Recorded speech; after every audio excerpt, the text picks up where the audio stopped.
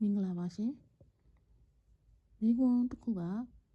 စပားပင်ပူအောင်မပီကွက်ကလိုရိုက်ကိုသုံးနေကြတာနဲ့ပတ်သက်လို့ဆွေးနွေးပေးပါမဖြစ်မနေသုံးဖို့လိုပါသလားဆိုတဲ့မိကွန်းဖြစ်ပါတယ်ရှင်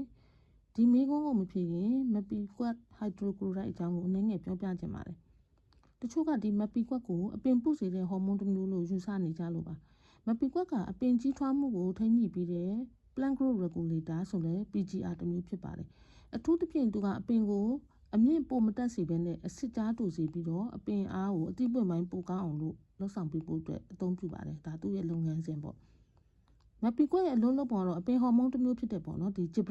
gibberellic acid ပေါ့ GA3 ထုတ်လုပ်မှုကိုဟန်တားပေးတယ်အဲ့လိုဟန်တားလိုက်တဲ့အခါမှာအပင်က GA3 ထုတ်တာရောကျသွားတဲ့အတွက်ကြောင့်အပင်ဆဲတွေကဆန့်ထွက်မှုအားနည်းသွားပြီးတော့အပင်ပုသွားတယ်ပေါ့ပြောရရင်တော့ဒီမပီကွက်ကအပင်ကြီးထွားမှုကိုထိန်းချုပ်ပေးတာဖြစ်ပါတယ်ရလက်အနေနဲ့ကြတော့အပင်ဟာစစ်ကြားတိုးသွားမယ်ပြီးတော့အဲ့ဒါဆိုရင်အပင်ပုံစံပုံပြီးတော့ကျစ်လက်လာမယ်အပင်မြင့်ရော့လာတာကြောင့်လေတိုက်တာမိုးရွာတဲ့ထန်လေးကြောင့်ပေါ့နော်လဲကျတဲ့ထန်ကိုခံနိုင်သွားမယ်ပေါ့အရွက်အကိုင်းတိဆောက်မှုပေါ့နော်ကနိုပီကိုလည်းအလွန်အကျွံမဖြစ်စေတာတော့အပင်ကမဟုန်နိုင်တော့ဘူးဒီလိုအပင်မဟုန်တဲ့အခါမှာပိုးရောဂါခိုးအောင်မှုတွေအတွက်လည်းရှော့ချပြီးလေဝင်လေထွက်လည်းပိုပြီးကောင်းလာစေနိုင်တယ်ပေါ့ဒီမပီကွက်ကိုအဓိကအသုံးပြုနိုင်တာတော့ဝါတို့နှမ်းတို့ငရုတ်တို့စတဲ့တီးနှံတွေမှာဖြစ်ပါတယ်ဒီစပားမှာပေါ့အပင်မရိုင်လဲဖို့မပီကွက်ကိုမဖြစ်မနေသုံးရမှာလားဆိုရင်တော့မဟုတ်ဘူးလို့ပဲဖြေရမှာပါပဲဘာကြောင့်လဲဆိုရင်ဒီမပီကွက်ကသုံးမယ်ဆိုရင်စပားပင်အမြင့်ကိုရှော့ချနိုင်ပြီးတော့အပင်ရိုင်လဲမှုကိုရော့စေနိုင်တယ်ဒါပေမဲ့လည်းသူကစပားမှာအပင်ရိုင်လဲမှုကိုခံနိုင်ရရှိခြင်းဆိုတာကအပင်အမြင့်တစ်ခုတည်းနဲ့သတ်မှတ်လို့မရဘူး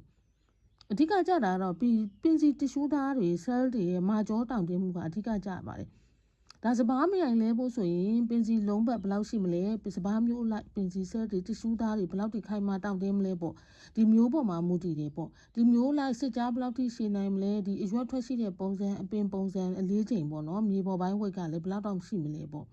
နောက်တစ်ခါစပားမျိုးအလိုက်ပေါ့အနှံထွက်တဲ့အခါပုံစံဘယ်လိုရှိမလဲပေါ့တချို့မျိုးတွေကကြတော့ဘေးပင်ညာဖြာပြီးတော့ထွက်တယ်တချို့စပားမျိုးကြတော့တစ်ဖက်သက်အနှံထွက်တယ်ပေါ့ဒီပုံမှာမူတည်ပြီးတော့လည်းပင်ရိုင်ချင်းမရိုင်ချင်းကလည်းအဓိကကြပါတယ်နောက်ကအမြင့်ခိုင်မာမှုနဲ့အမြင့်ထိုးဖောက်ကုတ်တွင်နိုင်တဲ့ကိုယ့်ရဲ့စိုက်ခင်းမြေကဘလို့အခြေအနေမျိုးရှိလဲဆိုတဲ့အချက်ဒီပုံမှာမူတည်ပြီးတော့တင်းတဲ့အနေအထားမှာရှိတယ်ဆိုရင်စပားပင်ရိုင်လဲဖို့အခြေအနေကနည်းပါတယ်မပီကွက်ကိုသုံးလို့အပင်တိုသွားရုံနဲ့ပေါ့နော်ပင်စီဆဲတွေတောင့်တင်းလာမယ်လို့လည်းမဆိုလိုနိုင်ဘူးနှုံးသားနဲ့အချိန်မမှန်ဘူးဆိုရင်အထွက်နှုံးကိုပါထိခိုက်နိုင်တယ်ဘာဖြစ်လို့လဲဆိုတော့သူကဒီစပားရဲ့ cell တွေတ िश ူးတွေဆန့်ထွက်မှုကိုသူကဖြစ်စေတဲ့ GA3 ကိုဟန်တားတာဖြစ်တဲ့အတွက်ကြောင့်မပီကွက်သုံးတယ်ဆိုရင် GA3 လှုပ်ဆောင်မှုကနှေးသွားတဲ့အခါမှာအနှံဖြစ်တည်မှုပေါ့ပြောရင်တော့နှံစအတူရှိပေါ့နော်နှံစကစပားရဲ့နှံစရှည်သိန်းတဲ့လောက်မရှိတဲ့အခါမှာကျမတို့အောင်စိပါဝင်မှုကလည်းညှော့နှဲသွားတဲ့အခါမှာဒီတစ်ချက်ကအထွက်နှုံးနဲ့တိုက်ရိုက်သက်ဆိုင်မှုရှိနေပါတယ်ဒီမပီကွက်ကိုအလွန်အကျွံသုံးမယ်ဆိုရင်စပားပင်ရဲ့ပင်ပိုင်းဆိုင်ရာကြီးထွားမှုကိုပဲထိန်းတာမဟုတ်ဘဲနဲ့စပားအနှံဖြစ်တည်မှုနဲ့အစိအစံဖြစ်တည်မှုပေါ့နော်အောင်စိဖြစ်တည်မှုကိုပါထိခိုက်စေတဲ့အခြေအနေမျိုးကြောင့်လေဒါကိုလည်းသတိပြုဖို့လိုပါတယ်ဒါစပားမှာပေါ့နော်အပင်ရိုင်လဲမှုကိုကာကွယ်မယ်ဆိုရင်ခြားနည်းလမ်းတွေလည်းရှိတယ်အထူးသဖြင့်ဒါနိုက်ထရိုဂျင်ကိုအလွန်ကျွံမကျွေးဘူးကျင်ရေခွဲကျွေးမယ်ပိုတက်ကိုလုံလောက်ထည့်မယ်ပေါ့နော်ဒါမျိုးရွေးချယ်မှုမှာလည်းကိုယ်ဒေတာမြေအနေထားလိုက်ပေါ့နော်အထွက်ကောင်းတယ်ဈေးကွက်ရတယ်စားသုံးမှုရည်သွေးကောင်းတာအပြင်မှာဒီအပင်ပြုစုဖို့ကိုယ့်အတွက်အဆင်ပြေမဲ့အခြေအနေမဲ့ရှိမဲ့မျိုးကောင်းမျိုးသက်တွေကိုစနစ်တကျသုံးသပ်ပြီးရွေးချယ်ဖို့လိုပါတယ်အပင်ဥယျာဉ်စိတ်လွန်ခြင်းကလည်းစပားပင်ရိုင်လဲစေတဲ့အကြောင်းရင်းတစ်ခုဖြစ်တယ်ဆိုတာကိုလည်းသတိပြုဖို့လိုပါတယ်အခုခေတ်မှာကြတော့ဒါပေါင်းနှိမ်နှင်းဖို့နဲ့ပေါ့နော်တခြားသောဒီပေါ့နော်စားကောက်တာတို့ဘာလို့ဒီလိုပြဿနာတွေကိုဖြေရှင်းဖို့အတွက်ဆိုရင်တဧကမှာကျဲကင်းဆိုရင်3တင်းလောက်ထိသုံးတယ်ပေါ့နော်ဒါကိုလည်းဒီမျိုးကိုဘယ်လောက်ထိသုံးမလဲဆိုတာပြန်ပြီးတော့ချိန်ဆပေးဖို့လိုပါတယ်နောက်ကကြမြေကြီးလွှမ်းဖွဲ့စည်းမှုမကောင်းရင်စပားပင်ရဲ့အမြင့်ထိုးဆွင်းကုတ်တွင်နိုင်ခြင်းကထိခိုက်နိုင်တာပဲအဲ့လိုဖြစ်နိုင်တဲ့အခါမှာမြေရဲ့ဖွဲ့စည်းမှုကောင်းမှုကလည်းကြွပြုပါနောက်တစ်ခါအနုတဇီဝတက်ရှိတွေရှင်သန်မှုအတွက်ထိခိုက်စေမဲ့ဓာတုဆေးအလွန်ကျွံသုံးဆွဲတာတွေနှစ်စဉ်နှစ်တိုင်းရိုးပြတ်တွေကိုမီးရှို့တဲ့အလေးထားတွေဒါတွေကိုလည်းရှော့ချဖို့လိုပါတယ်ဒီအချက်တွေကိုတက်နိုင်တဲ့များဆောင်ရွက်ခြင်းဆိုရင်ဆောင်ရွက်ပေးမယ်ဆိုရင်ဒါပေါ့နော်စပားပင်ရဲ့အလွန်ကျွံဒီပေါ့ဒီဖြစ်စေနိုင်တဲ့ပေါ့နော်ပင်ပိုင်းဆိုင်ရာမှာဖြစ်စေနိုင်တဲ့အခြေအနေတွေကိုလည်းကိုကထိမ့်သိမ်းရှော့ချတယ်အပြင်ပြုစုနည်းစနစ်ကိုစနစ်ကျလုပ်ဖို့လိုပါတယ်ဒါမဲ့ပြီးကွက်ကိုသုံးပြီးစပားပင်ပူအောင်မရိုင်လဲအောင်ဆောင်ရွက်တာတဲ့ပိုပြီးသိလျော်တဲ့